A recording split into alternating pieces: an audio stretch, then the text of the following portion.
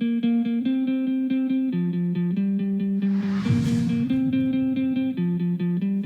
is everything a mother could want. So we're gonna go to Ava's party tomorrow night?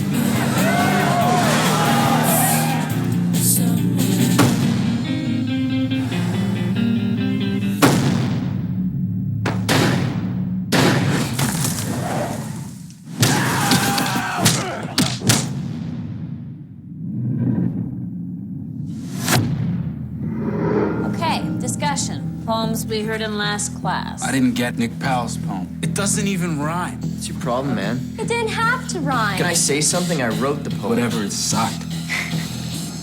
Is this a game? You think this is funny? Whoa! Can anybody hear me?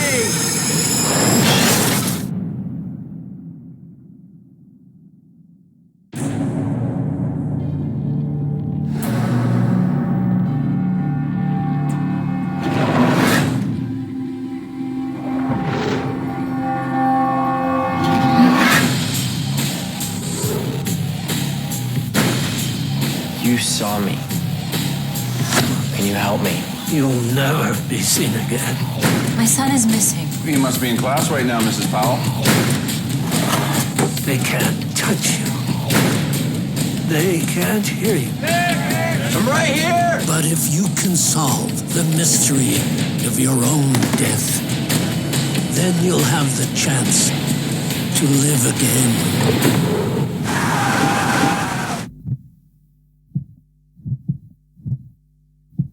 I don't have much time left. Annie! She heard me. This way. You're the only one that can help. Where'd you move the body? What do you want the body for? He's dead! He's not dead! I'm out there dying! In your legs.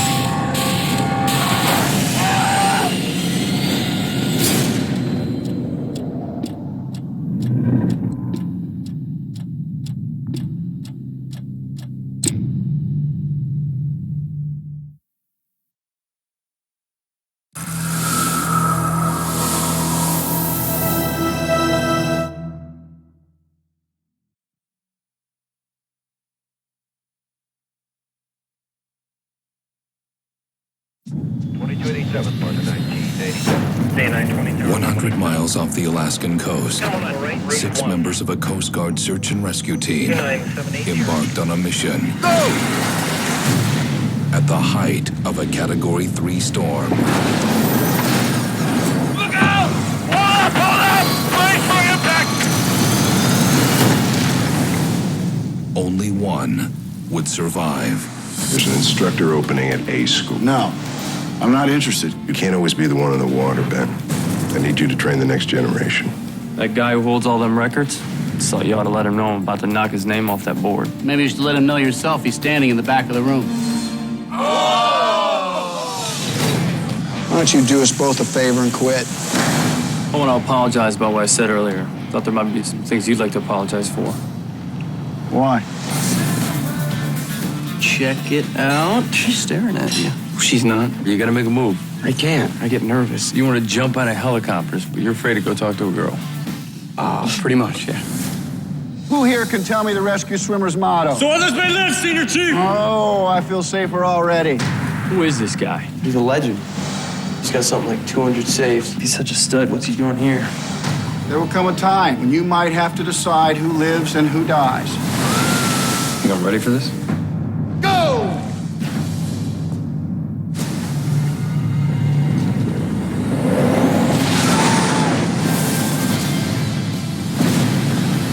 His greatest battle will be saving one of his own. The boat is filling up!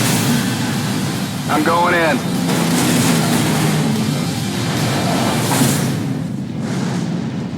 How do you choose who to save? I swim as fast and as hard as I can, for as long as I can. And the sea takes a rest.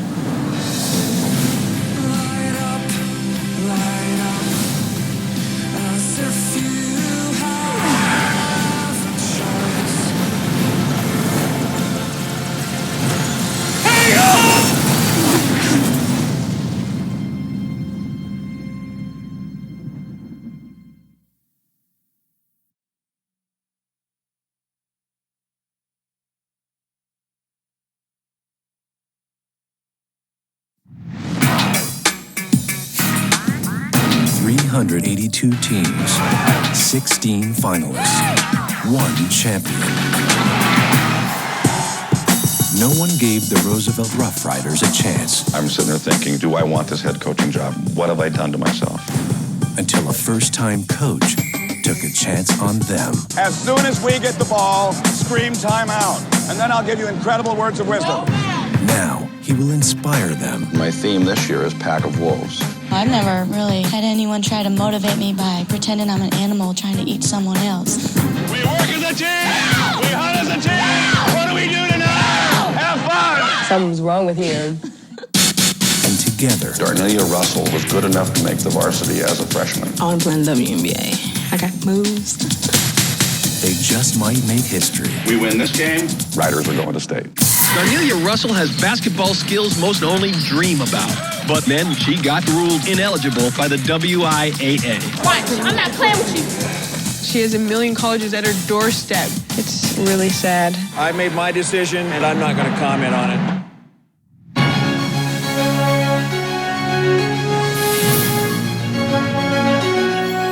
I felt like I had let everybody down. The incredible true story of struggle and sacrifice. I always hoped for my kids that they would go to college, and now it's going to be even more difficult. They don't know what they're messing with. Adversity creates strong people, okay? That proves skill makes you a player. But heart can make a dream come true.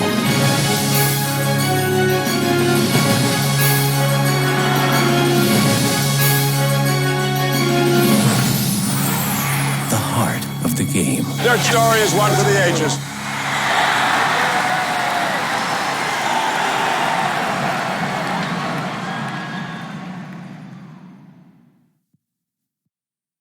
Warning, working in this hospital may pose serious health risks.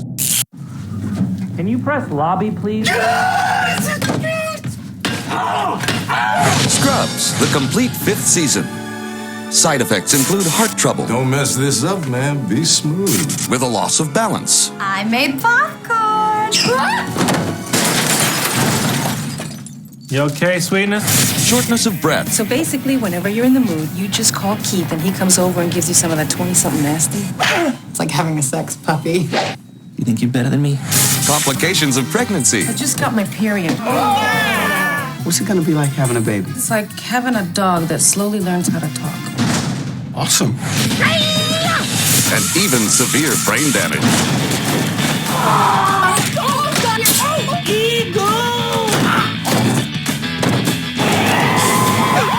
Our brother's about to have some sex! That's how he likes it. Packed with bonus features.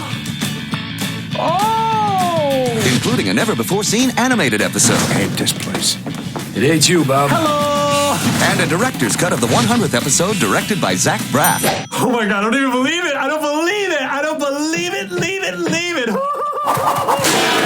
Scrubs, the complete 5th season. Watch out for the bedpan. Classic! On DVD this spring. Also available seasons 1, 2, 3, and 4. It's a hip-hop world, son. Keep up or get out of the way. Make it blue. The big blue. What's it like? I haven't checked the blue book yet. Oh, blue. Back to the big old blue.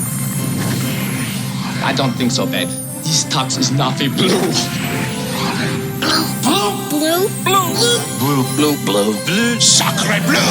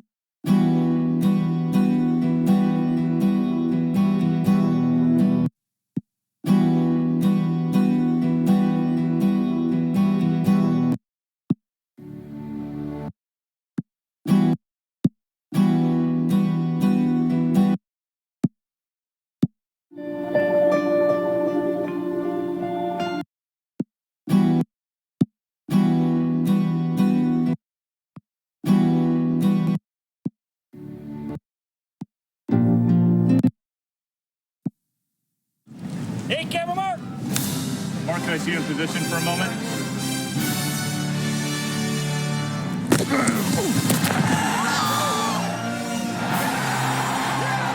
Everybody who's a Philadelphia Eagle fan who lives in the city knows who Vince Papale is. To Vince Papale, neighborhood boy. First of all, imagine what's going through my head, knowing that a movie's being made about me. I mean, how great is that? This guy from the 700 level, he came running down the stairs and tackled everybody. Special teams is an attitude, and Vince personified that. It's all about his heart and his willingness to sacrifice himself for something that he ultimately just enjoys to do. I couldn't be more happy to have Mark Wahlberg playing me. He's just pure passion and enthusiasm. To overcome all those things and really seeing the effect, this guy had on the town, that's why we're making a movie about it. I mean, it's that impossible. He played like a guy who had been handed his dream. But however long it was going to last, when it was over, he didn't want to walk away and regret a second of it. You had to be invincible to do what this guy did. He was invincible. He is invincible. I am invincible, and this is my story.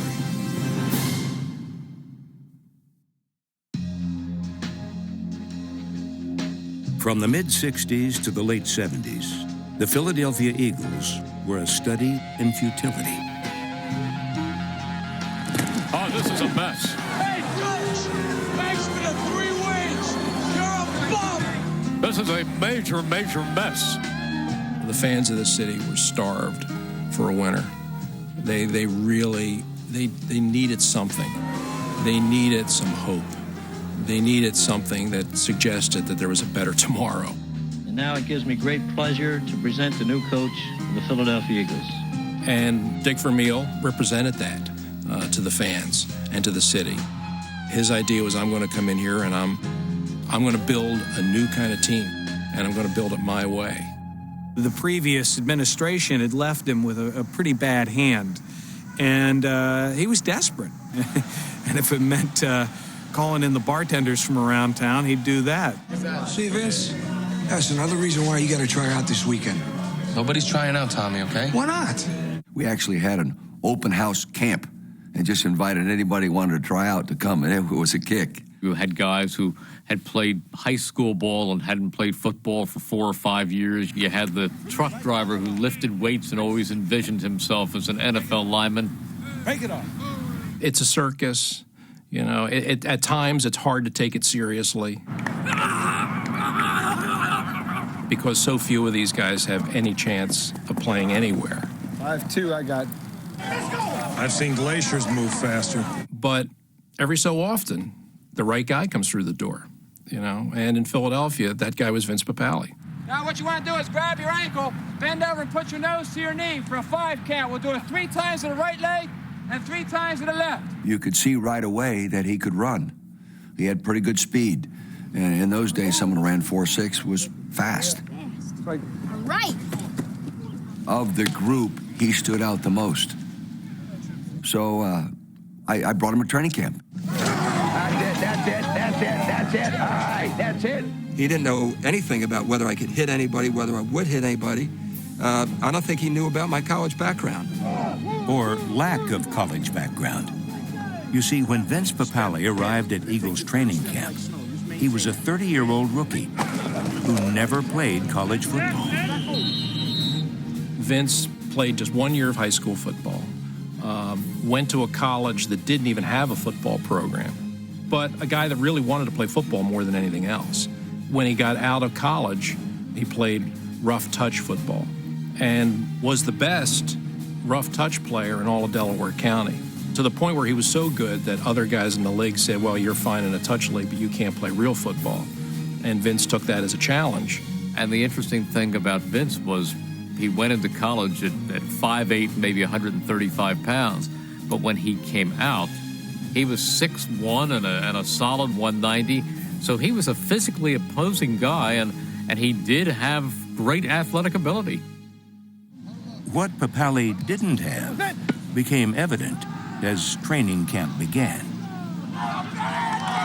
it was rather interesting to see him come out there, a 30-year-old rookie, working so hard with this huge desire to make things happen, but yet getting no respect. I think that the guys on the team thought that I was a publicity stunt. Hey, who's this 30-year-old guy? You know, he's over on the rookie side. Nobody's saying much to me. I'm not saying much to anybody. And I think initially there was a feeling that, how can we take this guy seriously? You know, what is his pedigree? What right does he really have to even be here? And when you get somebody who is coming downfield and hitting everybody in sight during the practice sessions, they're thinking, who is this hot dog? What is this guy doing messing around with our careers? What do you think you're doing out there, Pops? What? It's the first day of camp. Might want to settle down. Try helping out the ones who are actually going to make this team. Then all of a sudden, later, you start getting in the kicking game, okay? And you have punt coverage drills and kickoff coverage drills and punt return drills and kickoff return drills. And he started to really excel. For never having played football, he knew how the game had to be played. And he liked the intensity of the game. He was passionate about it. It excited him to hit somebody. He didn't mind getting hit. He'd get up as quick as he could to show you that didn't bother me. You know, I can take a hit. They didn't have any wide receivers out there that were willing to just go out there and mix it up, you know, to bang heads, to get physical. And I was willing to do anything and everything within law to make that team. Despite a productive preseason, Papale's fate was still uncertain. It's the day of the final cut. And we finally get out and we're going to do our stretches for a pre-practice on that Monday. And I'm counting around, and I was 30, 43, 44, 45, because I got to be the 45th man on the roster. Coach Ramil walks over to me, and I'm thinking, oh, man, this is it. This is the cruelest joke you could ever have. You're going to cut me right now, right? He was so insecure, and I know when he saw me walking toward him, a lot of things had to be going through his mind. And he just looked at me, started smiling. He said, congratulations, old man. He says, you're a Philadelphia Eagle. And I just went absolutely bonkers. Tears were streaming down my eyes, you know, and I said, this is unbelievable. I remember he must have had a vertical leap of 38 inches that day. He just went straight to the moon. Ran over to the people at practice, you know, when he found out, come on, I made it, you know, and this was a dream come true for the guy. After making the team, it wasn't long before Vince Papale was making an impact. I mean, here you have, you know, Vince, the Philadelphia guy from the 700 level, in his first game, regular season game, at the Vet, makes a very big play where he goes downfield and hits Robinson, forces a fumble, recovers, and sets up what proves to be the insurance touchdown in that game. And what I thought was kind of interesting was over the course of the year, people were asking, who is that 83? And they were asking it pretty quick. And that was the thing. If you can play special teams, you can turn heads. And Vince was down there. He was a bomb squatter. He was somebody who played without any regard for the welfare of his body. One word, launch. You know, one of those rockets you see at Cape Canaveral or Cape Kennedy, whatever they're calling it now. I mean, launched Vince. He looked forward to a kickoff. Vince had a lot of big hits that year. And he hit a lot of guys. He had a lot of guys that were free agents like him, and he hit a lot of first-round draft picks. I mean, it didn't matter. Whoever had the ball was going down. I remember fumbles that he caused by just slamming into people at full speed.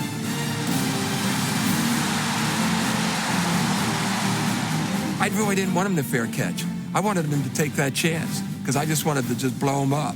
And sometimes I get ticked off if I couldn't blow them up. So if they were on the ground, I'd just nail them anyway. So It was nuts. I mean, it was nuts. I mean, when you make your living covering punts, covering kickoffs, making a football team, you got to be nuts. He was nuts. You know, you always need some guys that are nuts. Those guys that jump out of foxholes and charge the enemy are maybe a little nuts. In fact, you know, we had the T-shirts that we awarded every Saturday night after a game that we had won the previous Sunday. It said on it, "Who's nuts?" And we took pride in wearing those shirts because, you know, if you got one of those "Who's Nuts" shirts, man, that meant something. That means you were a guy that gave it all, that busted your butt to get down and make a tackle and break the wedge and sacrifice everything for the football team. Yeah, we were nuts, and Vince was the leader of the pack. When they made him special teams captain, I thought that was really significant because that was really the final step in being established as not just a guy on the team, but someone that the other guys on the team looked up to. I think by the end of the season, even the most cynical and jaded of the veterans on that team recognized the fact that they had seen something very remarkable unfold that year. Papale's rise from the sandlots to the NFL resembled another Philadelphia long shot who defied the odds. Philadelphia guy from the neighborhood, 30-something, given no chance, told he can't do it. I mean, it's the same story. Vince Papale became the fans of Philadelphia Sylvester Stallone. An Italian kid, the South Philly area, that they could visualize him being the guy hitting the beef in the freezer, you know, and coming down old 9th Street over there in South Philly hitting the garbage cans. People here identify with those kinds of characters, you know, blue collar, you know, tough, Italian, very ethnic. They want their athletes to have mud and blood and some tears and some sweat, and mostly, they don't care if they get knocked down. They care that they get back up. Look around. You know, Rocky's wearing number 83 and he's playing for the Philadelphia Eagles. That really is true. And the fact that Vince's story happened at the same time that Rocky was released and won the Best Picture really added to the legend. He's a guy who had his shot, who only wanted to go the distance, and became an inspiration, not only for the city, but I mean, I think Vermeil credits him widely with helping restore a winning attitude back to the team. In 1979, after 3.5 seasons with the Eagles, injuries forced Papale to retire. He was 34 years old. What that team went on to accomplish in 79 and then in 80 when they went to the Super Bowl, Vince was a part of that. I mean, he wasn't on the field anymore, but he was part of that whole transformation and still a part of what that team ultimately became. Jaworski, hands off inside, running over, covering up the right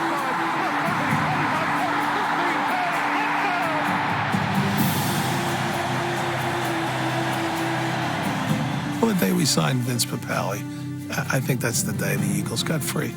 I think they weren't afraid to say, hey, let's take a part of Philadelphia, put it right on that field, and we'll get to the Super Bowl.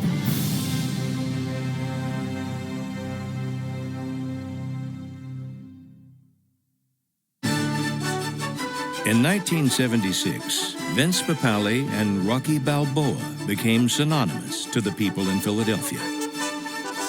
25 years later, NFL Films decided to commemorate the two by producing a 4-minute piece that aired before a Monday Night Football game. So when Pete finished the piece, Janet and I decided we're just going to throw a party to celebrate it. And there I am watching this, and it just brought me to my knees because it was so beautiful. It was just so well done, and you really captured the spirit of it. So after the piece is shown on Monday Night TV, I get a call from Ken Mock, who's producing America's Next Top Model. And he's got a movie producer who has contacts with Disney by the name of Victor Constantino. So Ken sees this story on Monday night, and he's, wow, this is great stuff. Let's see what we can do with it. And he gives it to Victor Constantino, and Victor sees it. A minute and a half into it, I knew it was a movie. I knew it. There are a few times when I've gotten that feeling in this business, but a minute and a half into the featurette, I knew it. In less than 2 years, a screenplay was written, and it was decided that the two producers who made The Rookie and Miracle were the perfect fit for Invincible. When it went around town, there was a great deal of interest from different studios, and I think the thought was that we were the best placed and the best home for it, Disney and us producing, because of the movies we had done, and it fit nicely into the kind of tales we tell. And from there, It was a very accelerated process. We hired Erickson Core to direct. Then we got Mark Wahlberg. And at that point, we were basically off to the races. Yeah, we're only bugger.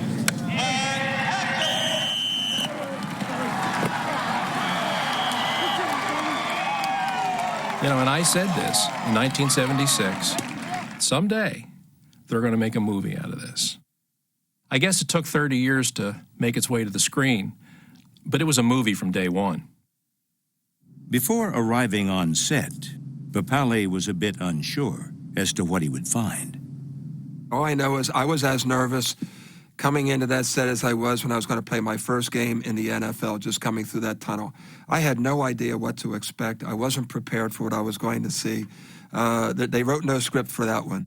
And when I walked in Franklin Field and saw all the extras up there, all the blow-up dummies, all the equipment, Mark Wahlberg on the set, I went absolutely bonkers. Can you believe this? No, I can't. Oh, my God.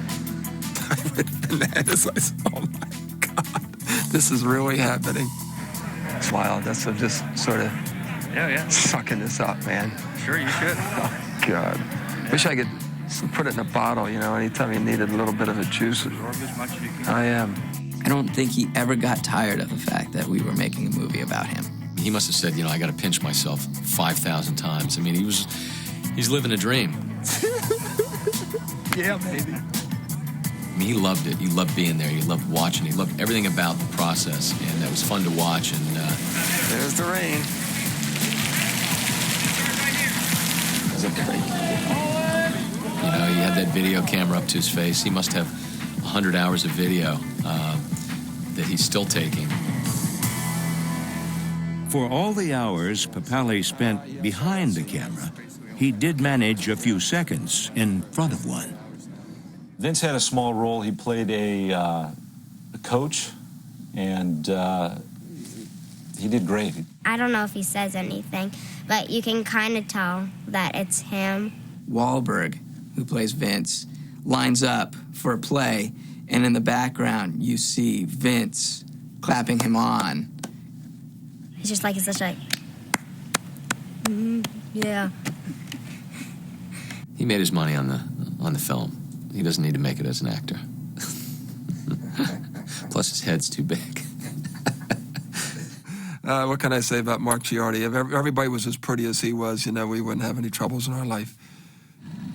Although some may question Papale in a supporting role, there was never any doubt about the leading man. For me, when I read the script, Mark Wahlberg was the first person I thought of when I read it, and it's the first name I brought to the studio. Mark is a terrific athlete, and he's got that street credibility, and he just feels like a guy that could come off the streets and be believable in that role.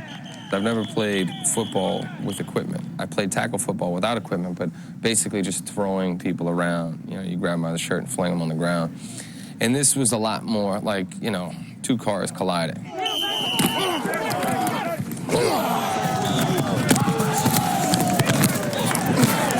Guy does almost all his own stunts. I mean, he's the one who's running the ball. He's the one who's making tackles. He's the one who's getting tackled. That's great. Malcolm should go tighter on that same.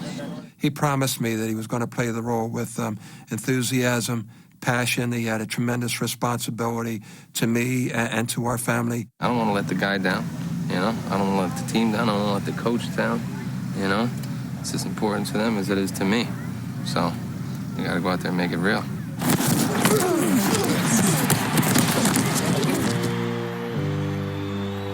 It's nice being the coach. I've watched it from like 3 feet away. Boom!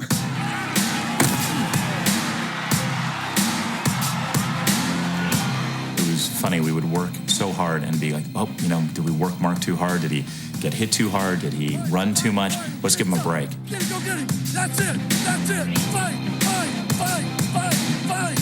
And then we turn around shooting something else, and there he is running out on the field, throwing the ball, running in circles, and playing. On one play, he took a hit so hard that, one of our football players mistimed a hit, and they hit him like getting hit by a Mack truck.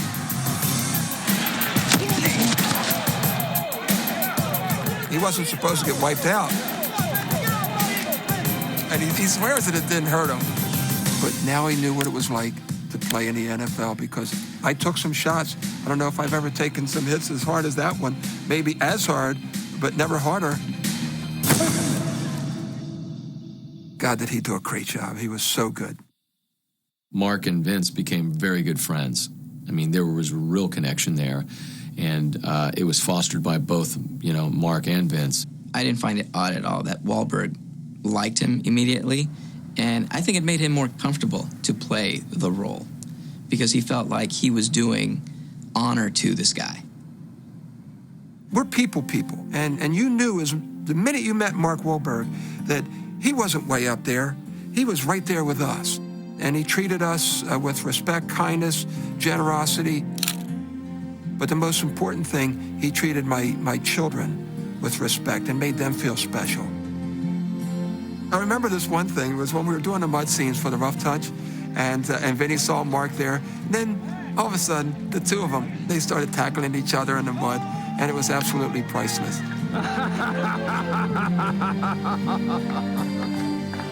I only have one regret right now about this movie, and that's my dad's not here to see that. And Kevin Conway just played him so beautifully, and he just nailed it. When I told you not to get your hopes up, didn't mean that I wasn't. Okay? I'm watching that scene through the headsets, and it's happening 50 yards away from me. But just to see that intimacy and the way it was played out, I had to get off the set. It just totally blew me away. My dad and I probably butted heads a few times, but he was always there for me, but in a different way. It was tough love personified with my father, and I didn't understand that. And then after I graduated from college, I realized how important he was to me and that I really needed him there with me. I needed him there so I could please him. I needed him there to give me a pat on the back to tell me that I was somebody special. But I just give everything to have a catch with my dad right now. And my mom. She was a great athlete. That would be so cool. God, I wish they were here. But they're there. They're watching. And they're smiling. They'll be proud. I'm a lucky man. Though his parents are gone, Papale's main support still lies within the foundation of family. Everybody in their life needs a rock and needs that stability. I have that in my wife, Janet. I have Gabriella, and I have Vincent. And between the three of them, that's the perfect cornerstone. And I don't mean to say that to be sentimental or melodramatic, but they're everything in my life. And everything that I do right now is for my children and my wife. I'm just the guy that's in the middle and having a blast with them. And that's what drives me. One of these days, I'm going to vicariously be living my dreams through Mini Vinny. I got to tell you, I love watching him play football, and already I'm loving how he explodes. He's going to be something. Way to hit that hole, baby. Good, Vinny. Yeah. Go, Vinny. Yeah, baby. Wide receiver, Vince Papale. Vince Papale will probably be remembered as the free agent walk-on who defied football logic. But above all, his legacy will live on with the men he played with and the city he inspired. Vince will always have a special place in this town because he did something that the other guys couldn't do. I mean, he took the passion of the Philadelphia fan, put it in a jersey, and threw it into the wedge on Sunday. I think he's going to be remembered as the physical manifestation of every fan's desire, going back generations. But it wasn't the kind of history that you're going to be able to look up in a record book. It's the kind of history that you're going to find in the heart of a city and in the people that go to the games. And in a sense, that's the greater history because that's the one that lives on. People are going to remember him and his number and his desire and how they felt watching him play longer than they're going to remember guys that caught more passes and scored more touchdowns. Because to them, what Vince did said more about who they were as fans and as a city than anything else. And that's what his legacy is going to be. But I don't think this is the end of Vince. I think it's the beginning. I think this movie is going to tell a story that everybody can get a little piece of and really bring it right into their own heart and say, you know what? I've been dealing with that. I was ready to give up. I think I can do something. In 1976, I dreamt of becoming a Philadelphia Eagle. And now, 30 years later, people are calling me Invincible. Don't stop living your dream.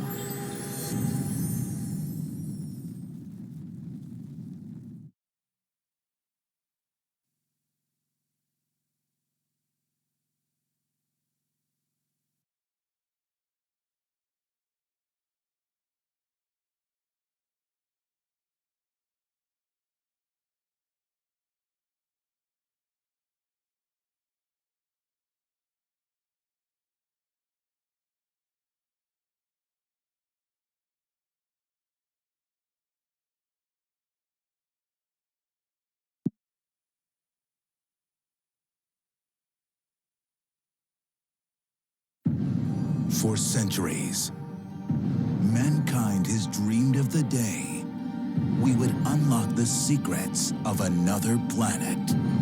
That day has arrived.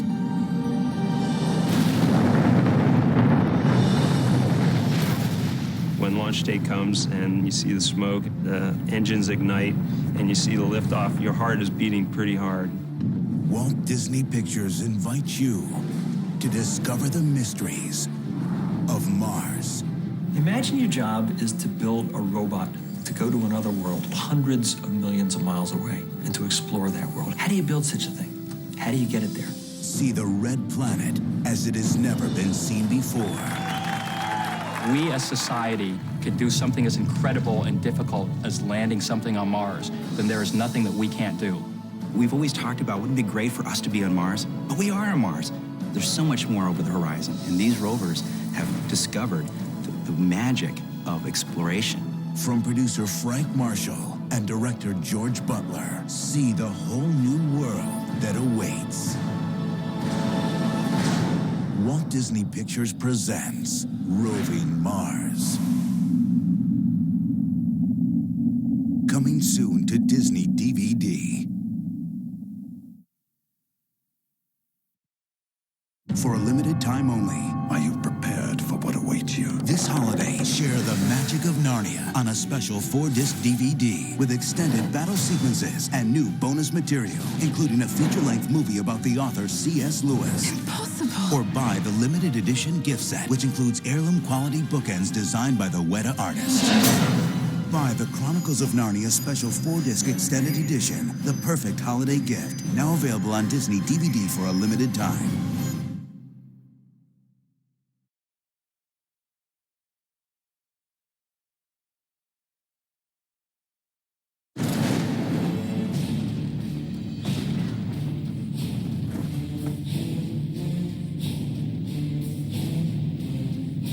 What is it that has Jack spooked? How much do you know about Davy Jones? You owe me your soul. And it's time to pay up. If there was anything could be done. Well, there is a chest. The dead man's chest. To find it, you must sail to the end of the earth and beyond. We have our heading. Captain Sparrow! Elizabeth. You know, these clothes do not flatter you at all. It should be a dress or nothing. I happen to have no dress in my cabin.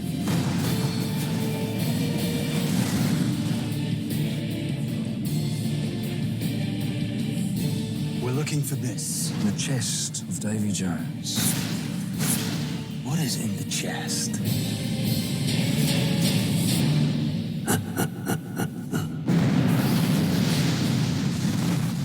Jack Sparrow! Oh, bugger.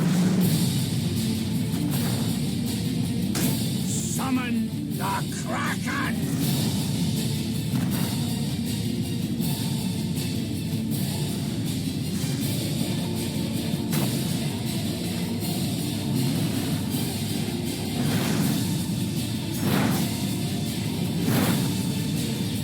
There will come a moment when you have the chance to do the right thing. I love those moments.